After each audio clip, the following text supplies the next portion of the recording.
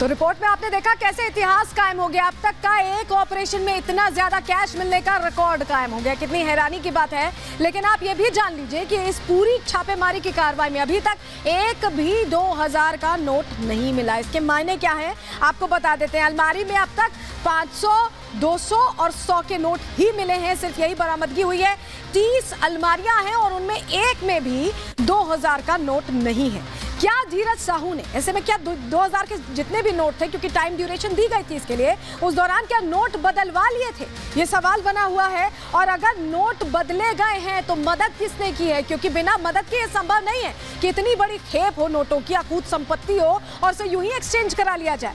किन bank officer से धीरज साहू की साठगांठ है, ये सवाल बना हुआ है। क्योंकि एक भी 2000 का नोट ना मिलना अपने आप में बड़े सवाल खड़े करता है और ये बताता है कि साठगांठ के जरिए जरूर नोट बदलवाए गए हैं जब तक की समय सीमा दी गई थी। तो कौन है वो लोग, उनका भी नाम अब सामने आ सकता है, क्योंकि आयकर विभाग गंभीरता से मामले की जांच कर रहा है। और इस बीच जो मनमोहन सोई है, डीजीएम है एसबीआई के, वो लगातार यहाँ पर जो गिनती हो रही है उसे कोऑर्डिनेट कर रहे हैं। वो कह रहे हैं कि और वक्त लगेगा। सुनिए जरा उनको।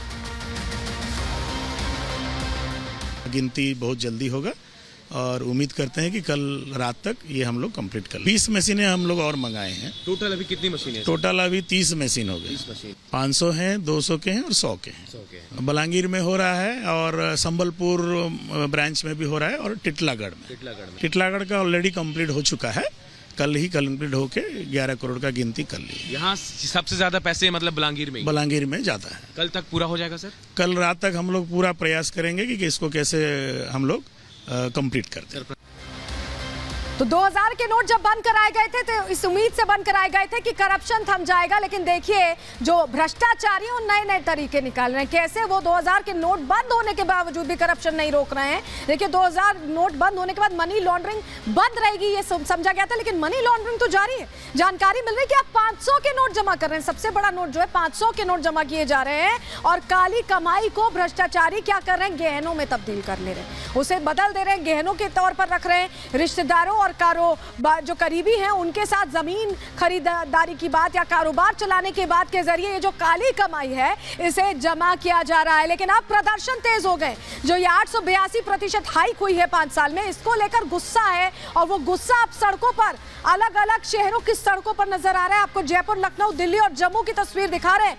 यहाँ पर भारतीय जनता पार्टी ने ये मौका ना चूकते हुए सवाल पूछ लिए कि आखिर ये भ्रष्टाचार का जो इतना बड़ा किला बनाया जा रहा है, जो कैश लोग बनाया जा रहा है, कैश जमा किया जा रहा है, उसके लिए जवाब कौन देगा? क्योंकि अभी तक कोई आधिकारिक बयान सामने नहीं आया। धीरज साहू तो लापता ही है और कांग्रेस के बड़े चेहरे भी लापता है और जनता का भी गुस्सा अब उबाल मार रहा है। गुस्से में नजर आ रहे हैं लोग। क्या कह रहे हैं, लोगों की क्या राय इस तरह से कैश कांड के बाद? सुन लीजिए पहले वो भी।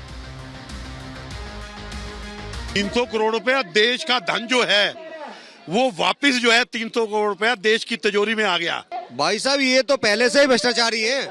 2G, 3G, जीजा जी, इनके अलावा कुछ है ही नहीं इनके पास। भ्रष्टाचार का दूसरा नाम ही कांग्रेस है और भ्रष्टाचार में लिप्त कांग्रेस के नेताओं के पैसा मिल रहा है। सोनिया गांधी जमानत पे है, राहुल गांधी जमानत पे है। ये जो अभी काउंटिंग जारी है, आने वाले समय में ये हो सकता है जो चुनावों में जो पैसा खर्च हुआ है ये लगभग 3000 करोड़ से ऊपर का ज्यादा पैसा खर्च हुआ।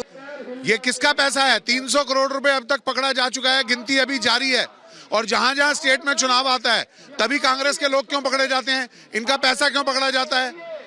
तो ये भ्रष्टाचार का सीधा सीधा जीता जाता उदाहरण है और एजेंसियों का भी उदाहरण है कि वो